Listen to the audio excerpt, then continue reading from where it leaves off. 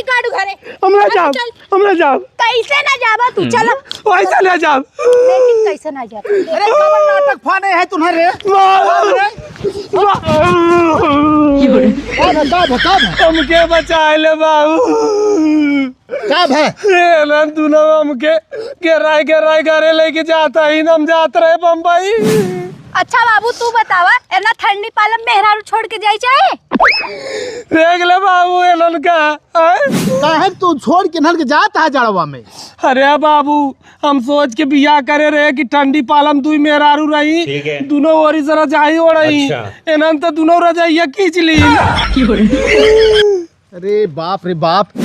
हम नहीं जानत रहे ना दोनों गोलबंदी कई हमें कुल काम करवाई ठंडी में हमसे बर्तन मजवावत कपड़ा साफ करवावत दोनों देखी देखा के चक्कर में काम ही नहीं करत बुराई जिन कर मुंबई गए न गोड़वा काट ही डालब तोहार सुना अगर चल जाए के बारे में सोच ली हो ना तो ही लगा ले तो छोड़ब नहीं बाबू।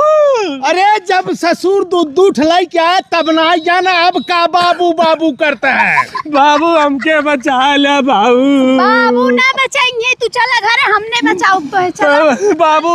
हमार किस्मत ये पुटी रही जवन हम दूध मेहरारू ले ले चला अब तू घरे चला घरे बाबू हम ना घरे चला मिला था तो बाबू बचा ले बाबू का बचावे चल चला दोनों को लेके मार खा सारे हम तीसर क्यों लेके आवत है।